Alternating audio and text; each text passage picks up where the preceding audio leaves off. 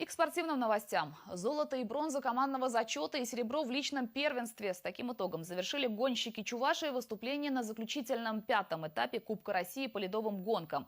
Кому из хозяев трассы удалось подняться на пьедестал почета, в сюжете Вячеслава Ильина. 29 экипажей из 9 регионов страны подали заявки на участие в финальном этапе Кубка России по ледовым гонкам, который должен был расставить по ранжиру лучших ледовых пилотов страны. В числе номинантов была единственная представительница прекрасной половины, сумевшая принять участие в 4 предыдущих этапах – москвичка Татьяна Елисеева, машина номер 6.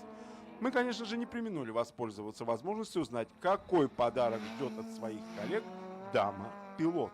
Последний шанс что-либо показать, поэтому борьба беспощадная. У нас нету ни девушек, ни мужчин.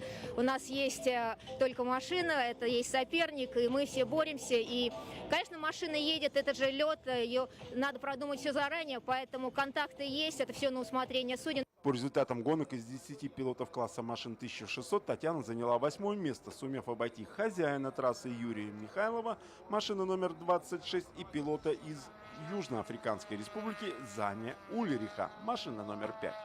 Впрочем, Юрий Михайлов все же поднялся на пьедестал почета вместе со своими коллегами Владимиром Калининым и Аркадием Богомоловым, завоевав бронзу в командном зачете.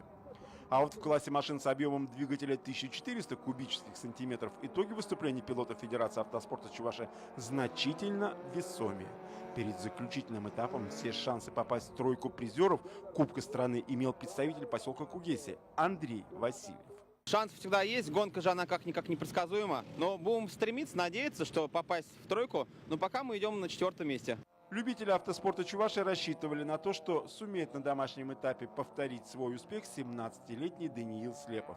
На первом этапе 11-классник 2-го столичного лицея занял 2-е место. Мечтам удалось сбыться лишь наполовину. Машина с 14-м бортовым номером финишировала в итоге на 7-й позиции, что помогло пилоту занять 4-е место в итоговом протоколе Кубка страны. Ну а чертова дюжина вновь оказалась счастливой для Даниила Слепова, пополнившего свой актив 2-й серебряной медалью. Супер бонусом для трио чувашских пилотов к Андрею и Даниилу примкнул Виктор Сандыбаев, стало золото командного первенства. Вячеслав Ильин, Вести Чувашия.